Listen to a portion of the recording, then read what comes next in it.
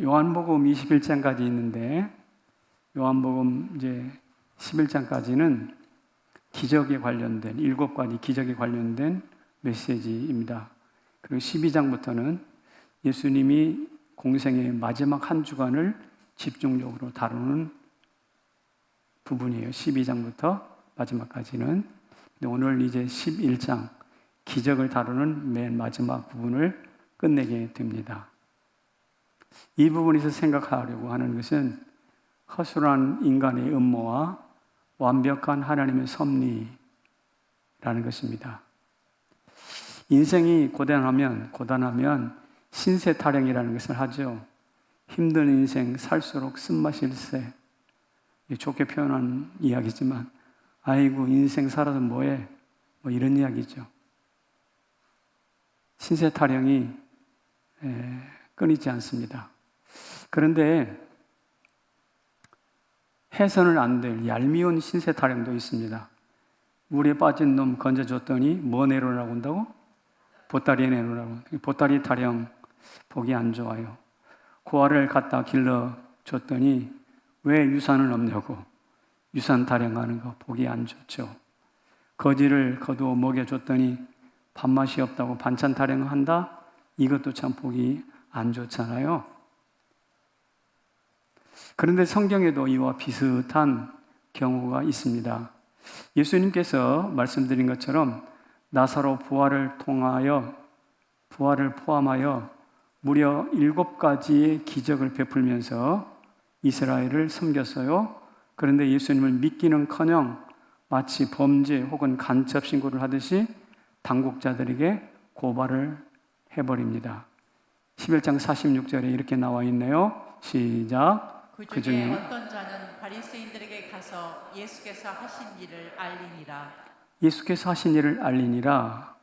그러니까 나사로가 좀 부활했다. 근데 이 상황이 보통 일이 아니다 라는 이야기입니다. 자신들을 7가지 기적을 가지고 섬기고 먹이고 고치셨잖아요. 그런데 이런 배은망덕이 있을 수 있나요? 보따리 내놓으라는 것이나 유산 내놓으라는 것이나 다를 바가 없잖아요. 하여튼 이 신고를 받은 당국자들은 즉시 회의를 소집합니다. 그리고 이렇게 좌장이 이야기합니다. 이 사람이, 여기 예수님이에요. 이 사람이 많은 표적을 행하니 다 같이 우리가 어떻게 하겠느냐? 우리가 어떻게 하겠느냐? 이 말은 어떤 방법으로 대응할까? 이 방법을 묻는 게 아니라 우리가 지금까지 잘못 대응했다. 이번에는 끝장을 보자. 이런 이야기예요. 그 함의된 내용이 이제 결판을 좀 낼 때가 된 것 같다.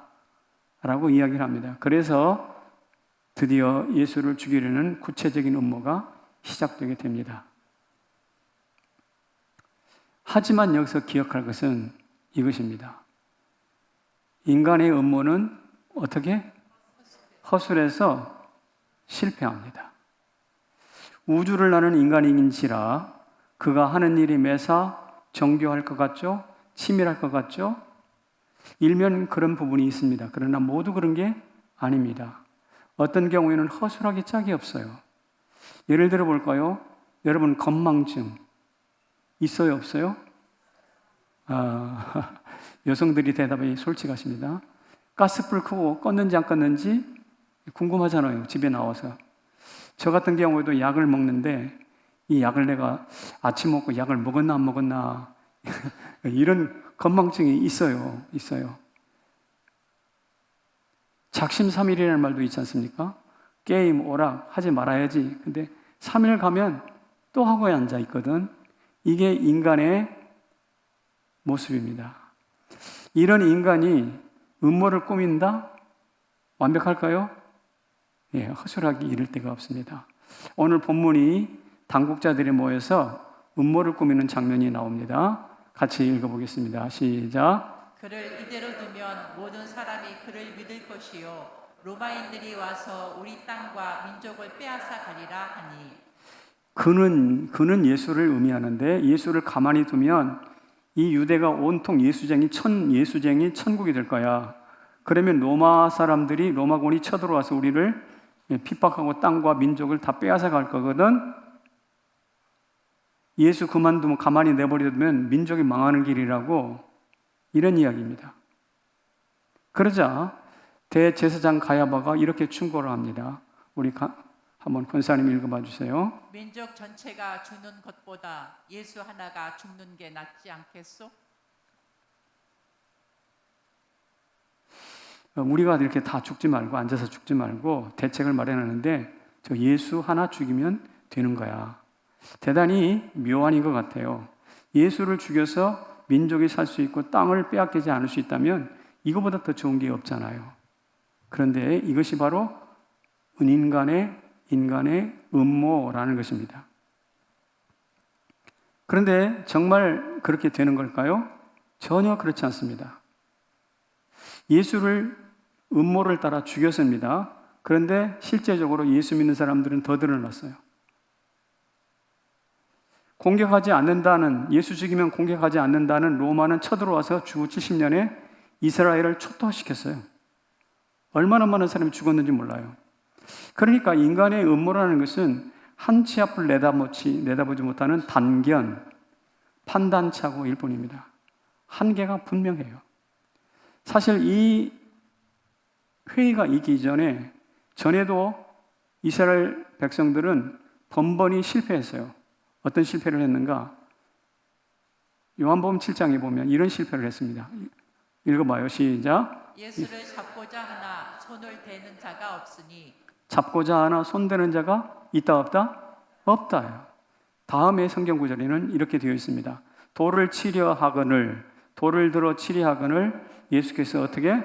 숨어 성전에서 돌로 치료했지만 성공하지 못했어요. 요한복음 10장 39절에도 있습니다. 시작. 다시 잡고자 하였으나 그 손에서 벗어나 가시니라. 다시 잡고자 하였으나 그 손에서 벗어나 갔다 그랬어요. 그러니까 여기 세 개의 성경 구절은 모두 인간의 음모가 성공했다, 실패했다? 실패했다는 뜻이에요. 심지어 오병이의 기적을 일으키니까 그 예수를 붙잡아다가 임금을 삼으려고 했었죠. 그 선한 의도로 예수 임금 삼으려는 의도 계획마저도 실패합니다. 그러니 음모가 선하든 악하든 관계없이 다 실패했다는 뜻입니다. 근데 실패할 뿐만 아니라 이 인간의 음모라는 것은 사악합니다. 가야바의 충고가 사역하거든요. 아까 말씀드린 말씀 다시 한번 읽어보겠습니다. 시작. 한 사람이 백성을 위하여 죽어서 온 민족이 망하지 않게 되는 것이 유익한 줄 생각하지 아니하는도다. 민족을 위해서 한 생명은 죽어도 좋다라는, 그러니까 큰 민족을 위해서, 대를 위해서 손을 희생해도 좋다고 하는 논리입니다. 이것이 희한한 애국 논리, 애국이라는 것을 기반으로 해서 하나 정도는 죽여도 좋다, 이런 이야기입니다. 최소 희생으로 최대 효과를 얻자. 어디서 많이 들었죠? 경제적이고 실용적인 제안인 것 같아요. 그렇지만 이것은 명확하게 이야기하건대 억울한 희생물 찾기에 불과해요. 안타깝게도 로마를 두려워하는 것은 분명히 보이지만 놀랍게도 하나님을 두려워하는 구석은 하나도 없어요. 결국 가야바의 조언은 사악할 뿐만 아니라 헛된 망발에 불과했습니다.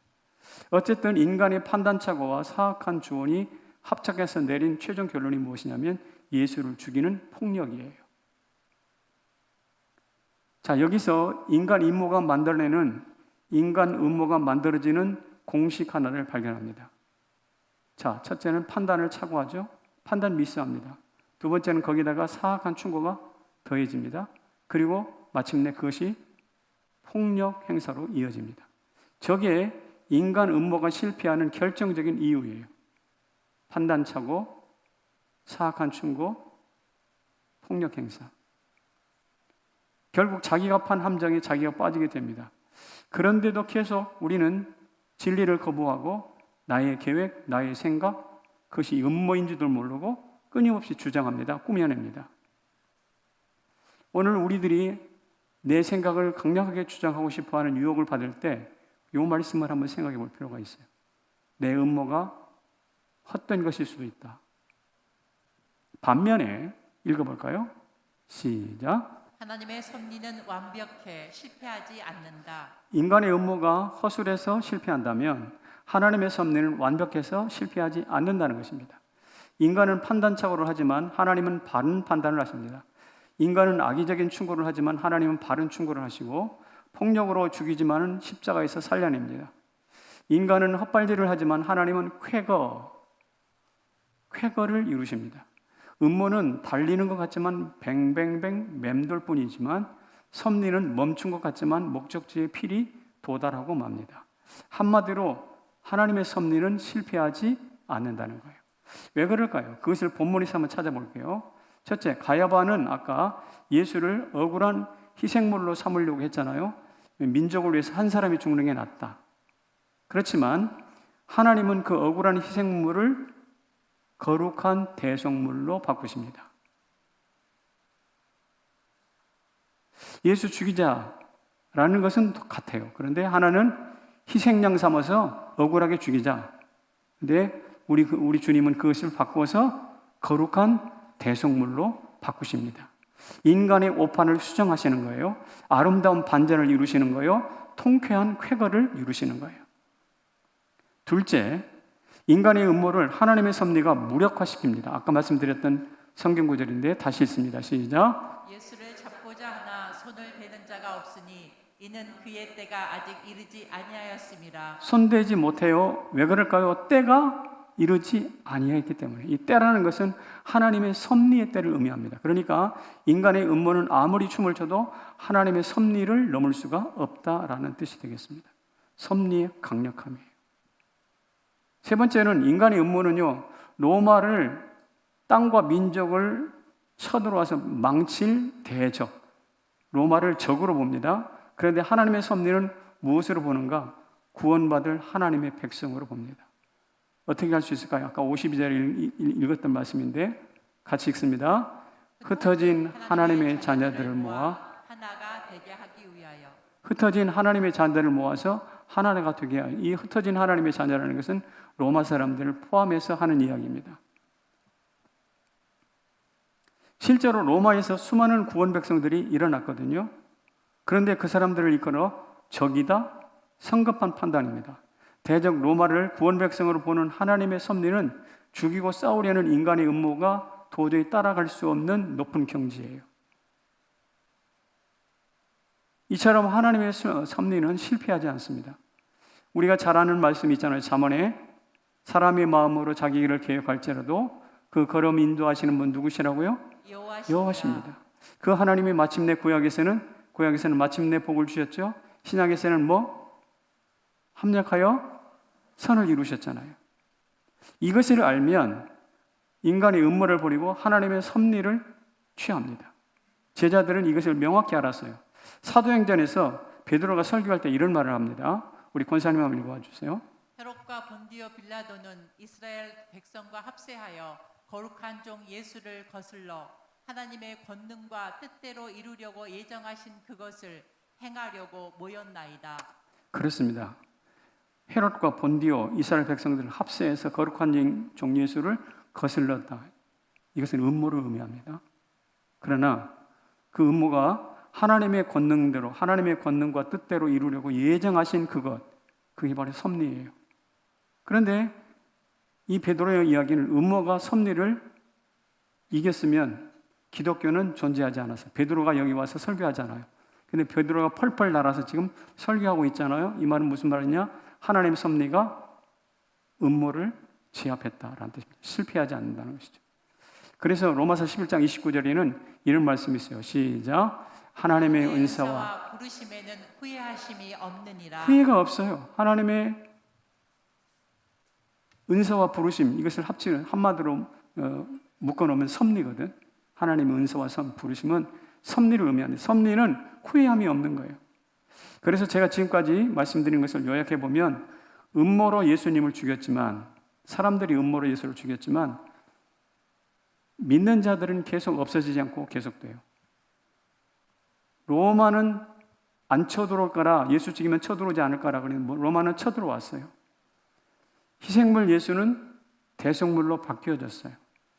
로마는 적이 아니라 구원 백성이 되었어요. 그러니까 결론적으로 알고 보면 인간의 음모가 하나도 성취된 게 없어요. 인간의 음모가 하나도 성취된 게 없다고. 요한복음을 자세히 읽어보면 그 이야기하고 있는 거예요, 지금. 사랑하는 성도 여러분, 우리 계획이 아주 나이스한 것 같아요. 우리 IQ, 내 IQ가 얼만데 나는 별로 실패한 적이 없어. 난 사업을 해도 다 이겼고 공부를 해도 1등만 했어. 이런 사람일수록 자기 발에 자기가 넘어져요. 걸리는. 우리의 연약함을 인정하고 하나님의 섭리의 완벽함을 인정할 수 있기를 바랍니다. 인간 음모의 실패, 인간의 음모의 허술함과 하나님 섭리의 완벽함을 인정할 수 있기를 바랍니다. 그래서 제가 이렇게 여러분과 한번 이렇게 제안을 좀 드리고 싶어요. 이런 완벽한 하나님의 섭리를 믿으면 누구 편에 서겠어요? 예수님 편에 서서요. 많은 사람들이 나사로 기적을 보고 예수님을 믿었습니다. 하지만 앞서 말씀드린 것처럼 몇몇은 경찰서 범죄 신고하듯이 간첩 신고하듯이 예수님 고자질했잖아요. 경탄과 박수를 쳐도 부족할 판인데 고자질이라 대단히 얄미운 모습입니다. 이게 오늘 본문에 나와 있던 유대인들의 모습이에요. 그렇다면 우리는 어떻습니까? 예수를 믿는 사람이 있었고 고발하는 사람이 있었듯이 우리도 역시 예수 편이든지 아니면 고발하는 편이든지 둘 중에 하나일 거라고요. 믿든지 아니든지 살리든지 죽이든지 어느 쪽인가 하나 속하게 돼 있거든. 여호수아가 이렇게 말했습니다. 나와 내 집은 오직 여호와만 섬기겠노라. 그러니까 여호와 하나님과 한편 되겠다는 결단이에요. 여호수아 21장의 맨 마지막에 이런 이야기를 하는데 고별설교에서 나와 내 집은 누구만 섬겨? 여호와만 섬기겠다. 그러니까 하나님 여호와 편이 되겠다. 예, 이것이 바로 이 원리가 무엇이냐? 가나안 땅을 정복하는 원리예요. 반면에 가룟 유다처럼 한편 되기를 거부하는 경우도 참 많습니다. 지금도 있습니다. 1789년 프랑스 혁명 때 가톨릭의 반감을 가졌던 혁명 주체 세력들이 주일을 바꿔버렸습니다. 지금 일주일에 7일 만에 주일이 돌아오잖아요. 이때는 열흘 만에 돌아와요. 열흘. 10일 주일제를 채택합니다. 왜? 주일 자꾸 모이는 거 한 달에 4번 모이는 거 싫다 이거예요. 한 번 줄이라는 거예요. 3번만 모이라는 거예요. 소련 공산당 혁명이 있었죠. 볼셰비키 혁명. 그때도 그리스 정교에 반동을 해가지고 이번에는 뭘로 하는가? 6일 주일제를 시행합니다. 7일이 아니라 6일. 왜냐하면 이 혁명 주체는 노동자들이었거든요. 노동자들의 입장에서 보면 하루 더 쉬는 게 좋잖아. 그래서 7일이 아니라 6일로 단축을 합니다. 그런데 이 결과가 어떻게 되었을까요? 1, 2년 내에 다 원위치로 돌아갑니다. 다 실패해요. 7일 주일로 돌아갔습니다. 따라서 주일을 성수하는 것은 예수 편에 서는 대단히 중요한 선택이에요. 역사적으로 보면. 믿음은 예수 편에 서는 중요한 방법이에요. 말씀과 기도와 헌금은 예수님과 한편 되었다는 대단히 중요한 증거입니다. 이런 선택과 방법과 증거가 우리에게도 있기를 축복합니다. 다윗을 보십시오. 시편 118편 6절에 여호와는 다 같이 내 편이시라. 내 편이시라. 여호와는 내 편이시라. 내가 두려워하지 아니하리니 사람들이 내게 어찌할꼬? 하나님과 한편 되니까 두려움이 사라져 버려. 그래서 결과적으로 어떻게 했나요? 모든 사람이 두려워했던 골리앗에게 도전장을 내는 거예요. 한편된 위력입니다. 결과입니다. 여기 혹시 삶이 인생이 두려운 분이 계십니까? 하나님과 한편 되시기를 바랍니다. 한편 되는 것은 뭐냐? 선택을 하는 거예요. 예수 편에 서기로. 그리고 믿음으로 예수를 고백하는 거예요. 말씀과 기도, 헌금으로 증명하는 거예요. 이렇게 될 때 우리는 하나님과 한편 되고 예수님과 한편 되고 그리고 한편 된다는 것은 그분의 팬이 되는 겁니다. 팬. 요사이 팬덤 정치라고 있는데 그것은 어떤 의미에서는 썩은 것이고 팬덤 신앙인이 되는 것입니다. 한편 될 때. 여러분 어느 나라, 세계에는 200개에 가까운 나라들이 있잖아요. 그 나라를 조사할 때 그 나라의 특성 중에 무엇을 봅니까? 인구, 그 나라가 얼마나 넓은가, 면적, 경제력, 군사력 이런 거 보잖아요, 대부분. 근데 저는 종교를 먼저 봅니다. 목사라서 그럴까요? 예수와 한표된 사람들이 얼마나 많은가, 종교 인구가, 종교 분포가 어떤지를 살펴봅니다. 사람을 볼 때에도 그 사람의 지위와 학력과 출신 지역 이거 안 보고요. 그 사람의 종교란을 먼저 봅니다. 신앙이 어떤가, 성장 배경. 그런데 이 종교 배경을 알면요, 다른 것들은 대충 짐작이 가요. 정확하게 알지 않더라도 대충 맞아요. 이 사람이 어떨 것이다. 특이하죠? 그런데 이렇게 세상을 바라보다 보니까 한 가지 발견된 것이 있어요. 개인적인 경험입니다. 종교와 경제가 함께 간다는 거예요.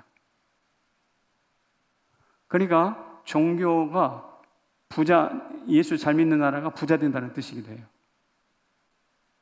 실제로 세계 지도를 펼쳐놓고 보면 개신교권이 개인 소득이 최고로 높습니다. 북유럽, 스위스 이런 나라. 그 다음이 가톨릭이에요. 그 다음에 동방정교예요. 그 다음에 모슬렘이에요. 그 다음에 불교예요. 그 다음에 미신이에요. 이것이 무엇을 뜻할까요? 예수와 한편 되어야 재물도 따라온다는 거예요.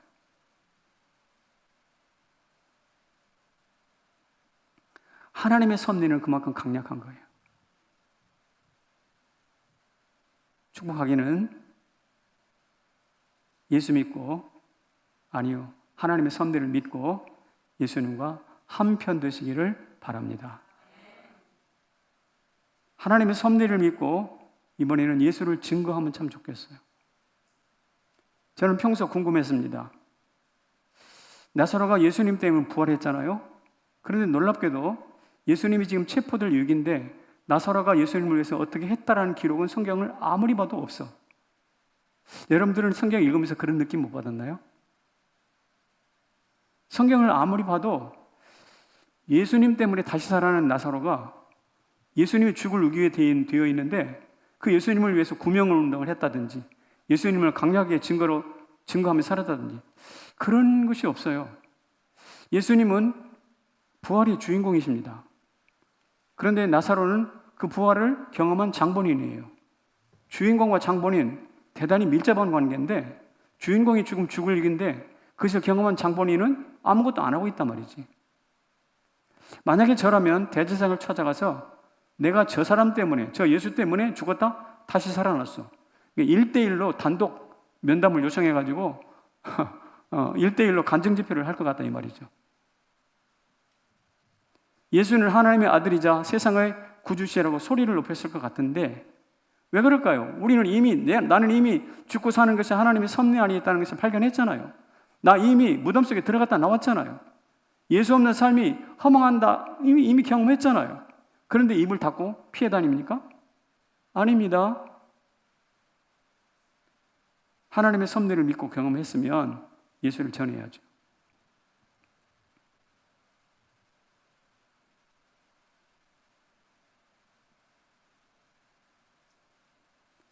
헬리콥터를 아시죠? 헬리콥터에는 너트 하나가 있습니다. 중요한 너트 하나 있어요. 그것을 예수 너트라고 부른다네. 한번 보여주십시오. 저 헬리콥터잖아요. 날개 부분에 프로펠러가 돌아가잖아요. 끝 머리 위에서. 근데 그 동체하고 프로펠러를 연결해주는 저게 예수 너트예요. 어딘지 감이 잡히세요? 프로펠러 전체를 동체하고 연결해주는 그 조인트예요. 조인트. 저것이 이상이 생기면 바로 추락합니다. 저게 이상이 생기면 날개는 날개대로, 프로펠러는 프로펠러, 동체는 동체대로 분리돼서 바로 추락하는 거예요. 대단히 중요한 핵심 부품이래요. 그래서 저것을 가장 가볍고 강력한 금속으로 만든대요. 그게 티타늄. 티타늄이 뭐냐면 골프채 머리 있잖아요. 골프채 머리. 강력한 거. 그런 금속인데 그걸로 만든다고 합니다. 핵심 부품이라서 저게 문제가 생기면 예수님께 기도하는 수밖에 없다 싶어, 기도하는 길밖에 없다. 그래가지고 예수 넣었다라고 이름을 붙였대요. 그런데 저 헬리콥터에게만 예수 너트가 있는 게 아니라 우리 인생에도 예수 너트가 있다라는 거예요. 하늘과 땅을 연결해주고 생사를 연결해주고 내 영과 육을 연결해주는 예수 너트가 있어요. 그게 없으면 인생도 바로 추락합니다. 이 예수 너트를 알려야죠. 내 인생에도 그런 것이 있다고. 감사하게도 제가 내일 모레 화요일 날 CTS 내가 매일 기쁘게라는 프로그램이 있어요. 보셨나요? 거기에 출연하게 됐습니다. 우리 교회 이동희 집사님이 좀 목사님 가서 간증을 좀 하시면 좋을 것 같습니다. 그래서 제가 거기 나가도 되겠나 싶었는데 예수 노트 증거해야 되잖아요. 그래서 제 인생에 개입해 오신 예수 노트를 증거하기로 작정하고 거기 출연하기로 이야기를 했습니다.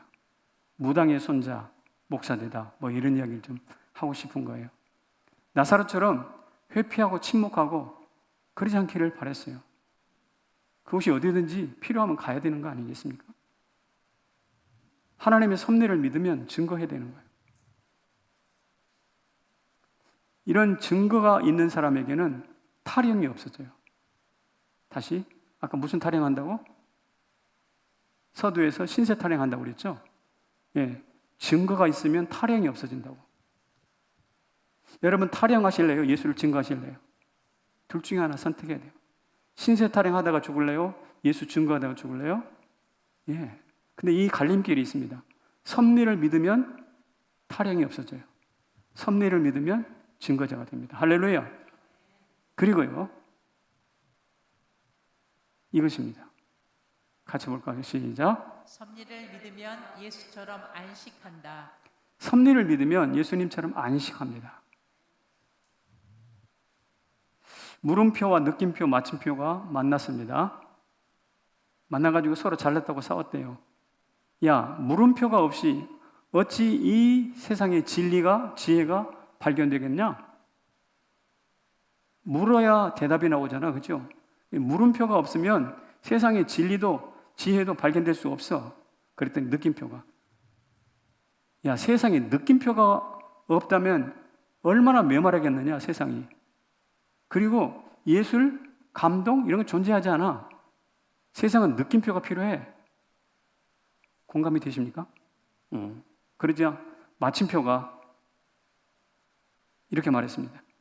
야, 마침표가 없으면 모든 것을 다 중간에 하다가 그만둘 텐데 완성이라는 것이 없잖아. 모두게 이 세상의 모든 것이 미완성으로 끝난다면 그거 좋겠냐? 무엇보다도 마침표가 중요해야지. 시작이 있으면 끝이 있어야 될 거 아니야?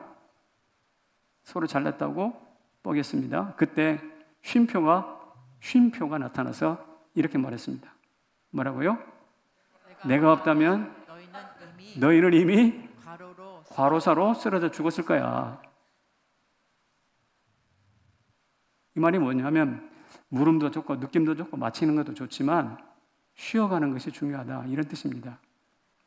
그러자 모두가 네 말이 맞다고 박수로 인정해 줬대요. 그만큼 쉬는 게 중요합니다. 여러분 쉬는 것은요 어떤 사람이 쉬냐? 돈 많은 사람이 쉬는가요? 아니요. 놀기 좋아하는 사람이 쉴까요? 아니요. 놀러 가가지고 더 쎄빠지게 고생하다가 와요. 쉬는 사람은 섭리를 믿는 사람을 말하는 사람이 쉬어요. 내가 손을 놓아도 하나님의 섭리는 계속된다. 이런 사람이 쉴 수 있어요. 오늘 본문 보면 예수님도 배척을 받으시고 요단강 세례토로 내려가셨습니다. 초심을 확인하기 위한 것이었어요. 그게 음모를 피해 오늘 본문에 읽었지만 에브라임으로 예수님이 물러가셨다는 기록을 읽었잖아요. 에브라임은 풍요의 땅이라는 의미가 있어요. 그러니까 예수님은 지금 사람들이 그를 잡아 죽이려고 하자 잠시 몸을 피하셨습니다. 어디로? 풍요의 땅 에브라임으로 가셨어요. 이것은 패퇴가 아니라 십자가를 위한 재충전이거든요. 물론 거기 가서 세상을 탄식하며 세상에 많은 사람들이 앞뒤를 분발하지 못하니까 그들을 위해서 우셨겠죠. 그러나 안식은요 눈물을 만날 때 열매를 맺습니다. 기억하십시오.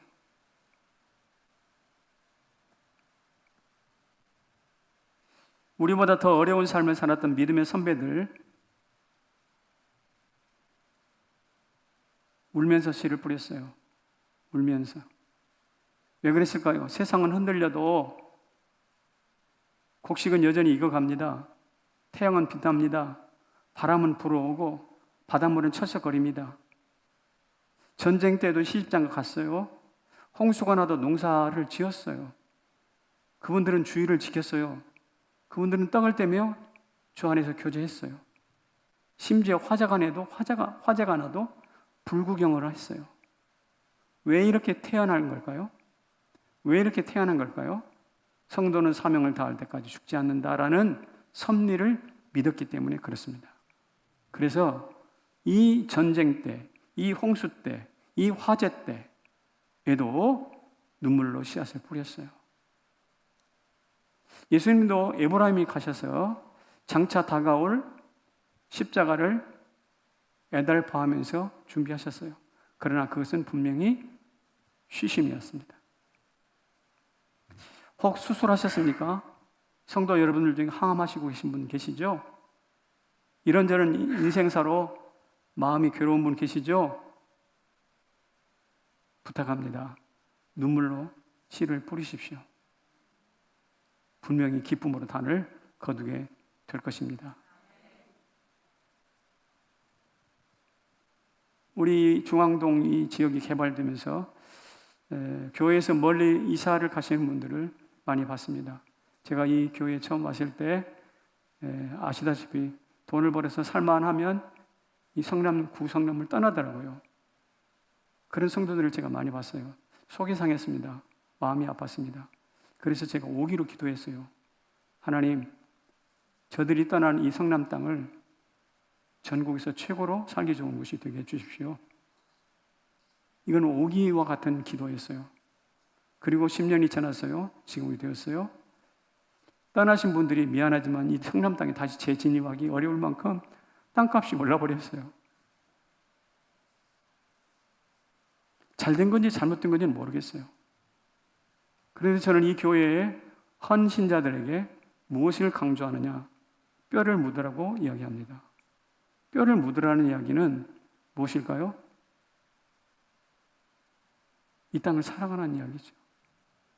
천당 밑에 분당, 강남 옆에 성남, 이런 말이 우리의 기도로 완전히 분쇄되도록, 무색해지도록 해 주십시오.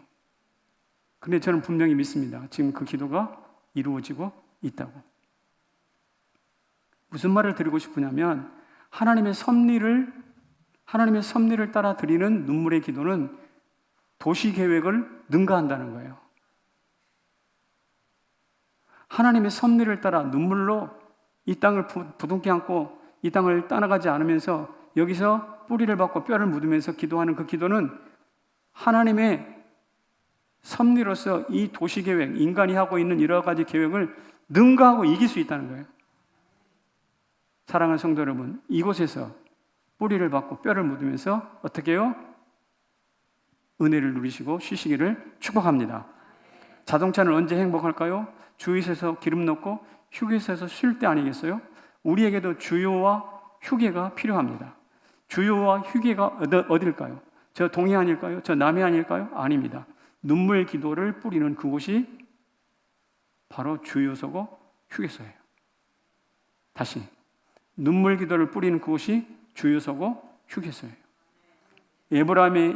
예수님께는 그곳이 에브라임이었고 야곱에게는 야복강가였겠죠. 오늘 우리에게는 어딜까요? 저는 이렇게 말하고 싶습니다. 성남 제1교회. 비록 에어컨이 고장나가지고 지금 땀을 뻘뻘 흘리면서 예배를 드리지만 그러나 눈물로 씨앗을 뿌리는 그곳이 우리의 휴게고 주유소인 것처럼 지금 눈물을 흘리지 않지만 전부 다 땀을 흘리고 있잖아. 하나님, 성남 제1교회가 그런 곳이 되게 하여 주시옵소서. 거기에서 성남 제1교회에서 예수의 편이 되시기를 축복합니다. 거기에서 예수 그리스도를 전하시기를 축복합니다. 거기에서 예수님이 에브라임에서 쉬신 것처럼 우리 또한 쉬시기를 축복합니다. 이 섭리를 놓치면 두 가지 경향이 나타나요. 첫째, 운명론에 빠져가지고 무책임하게 살든지, 다른 하나는 믿을 건 자기밖에 없으니까 악다군을 쓰면서 살든지, 이러면 독선에 빠져요. 예, 무책임해지든지 독선에 빠지든지, 이거 다 안 좋은 거예요. 여러분, 우리 하나님의 섭리는 인간의 음모를 이긴다고 믿으십니까? 그렇다면 그 섭리를 따라서 순종하십시오. 그리고 우리의 책임을 다하시기를 축복합니다. 하나님이 여러분들을 일으키실 줄로 믿습니다. 아멘이시죠? 자리에서 일어나십시다.